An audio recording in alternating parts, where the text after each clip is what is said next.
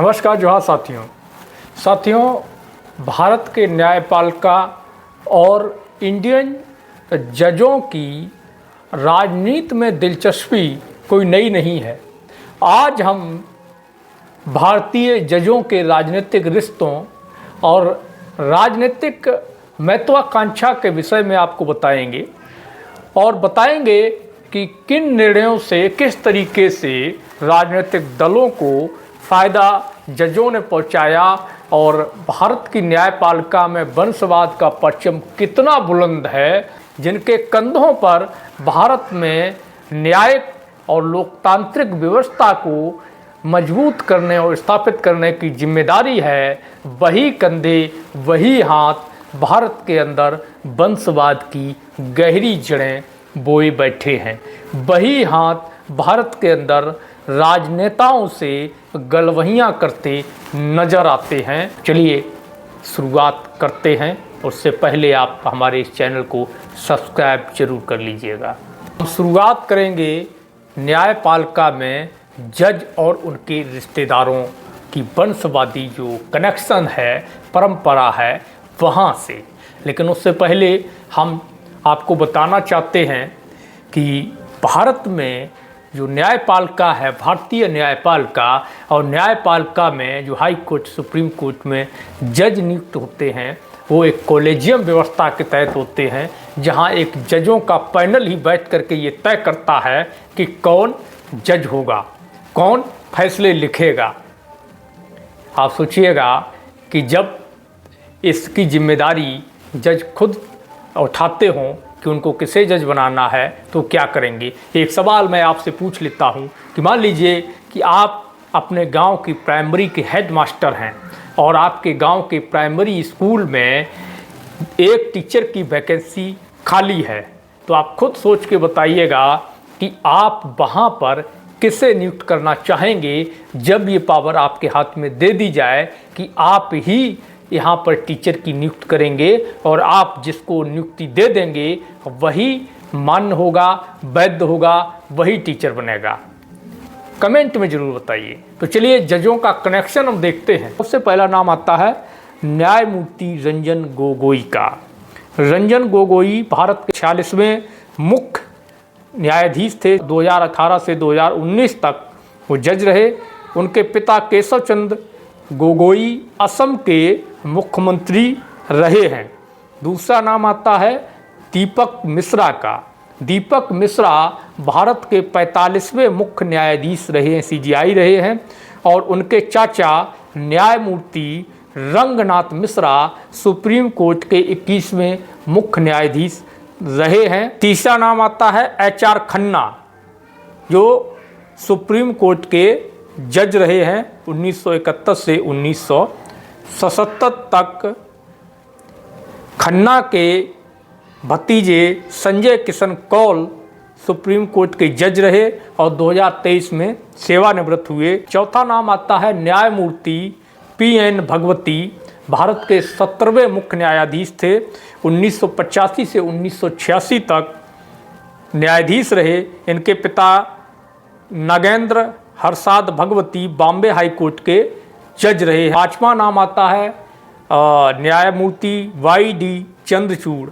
भारत के 16वें मुख्य न्यायाधीश। 1978 से 1985 तक सबसे लंबे समय तक ये भारत के CJI रहे हैं।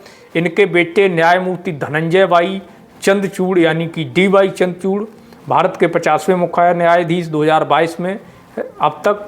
और छठा नाम न्यायमूर्ति KG बालकृष्णन, भारत के 37वें मुख्य न्यायाधीश 2007 से 2010। ये पहले दलित CJI थे। उनके भाई जो थे KG Bhaskaran Kerala high court में वकील थे। सातवां नाम आता है न्यायमूर्ति UU ललित, भारत के 49वें मुख्य न्यायाधीश 2022। इनके पिता UR ललित सुप्रीम कोर्ट के वरिष्ठ अधिवक्ता रहे हैं। तो ये पारिवारिक रिश्ते और वंशवाद, जो वंशवाद की जड़ें हैं न्यायपालिका के अंदर, उसका एक छोटा सा उदाहरण हमने आपके सामने पेश किया है।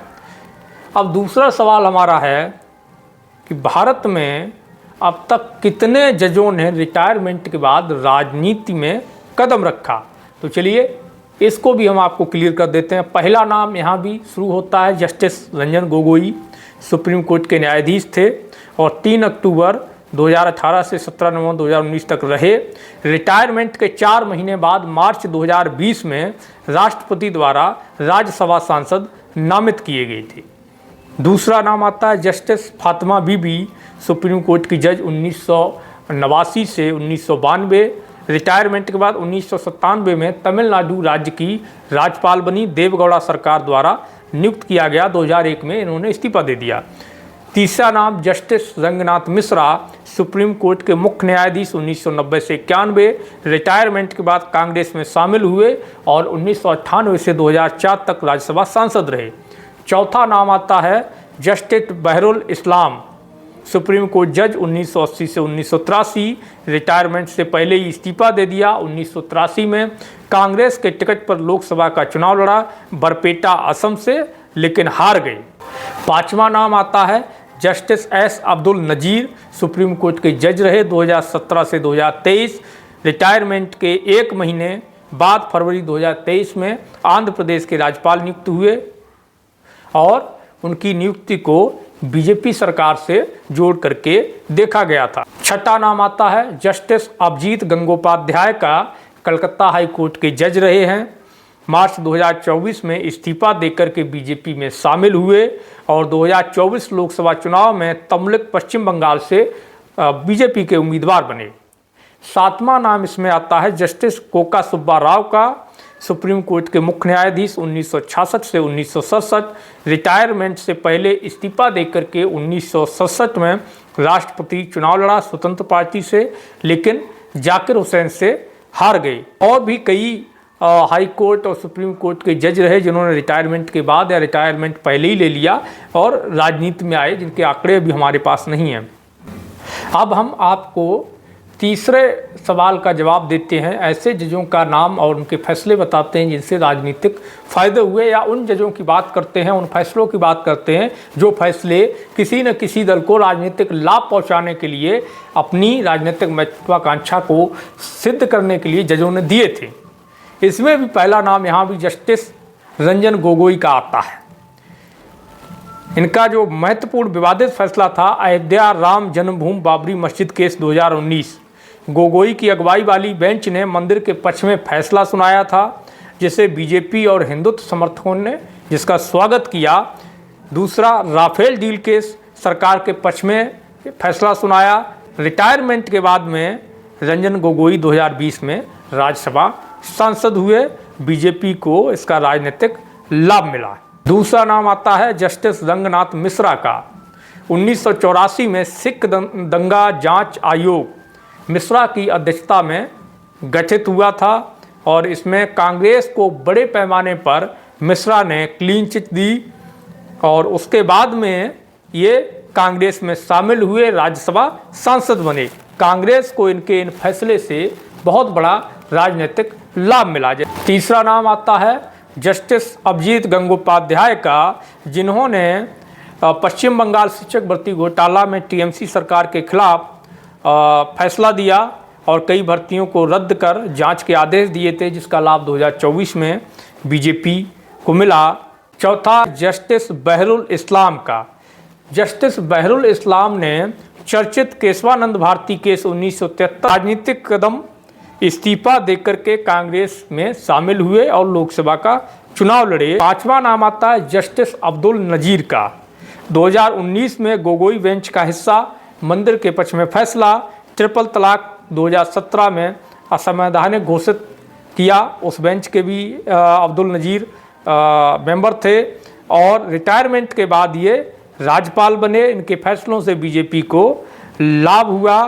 तो वंशवाद किस तरीके से हावी है न्यायपालिका के अंदर, किस तरह न्यायपालिका काम करती है, किस तरह सोचती है लोगों के लिए, और किस तरीके से हमारे जो मिलॉर्ड हैं, जो हमारे भगवान हैं, जो हमारे न्यायदाता हैं, न्यायाधीश हैं, उनकी राजनीतिक महत्वाकांक्षाएं कितनी ज़्यादा हावी हैं उनके न्यायिक व्यवस्था पर, उनकी खुद की जिम्मेदारी के ऊपर। वो अपने राजनीतिक लाभ के लिए किस तरीके से किस तरह के फैसले देते हैं, किस तरह के समझौते करते हैं, ये सारी चीज़ें इनसे निकल के आती हैं।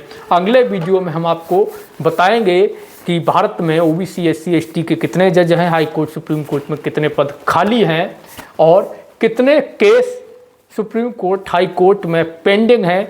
लोकल जिला न्यायालय से लेकर के सुप्रीम कोर्ट तक क्या स्थिति है पूरी न्यायपालिका की, हम उसके बारे में बात करेंगे। धन्यवाद।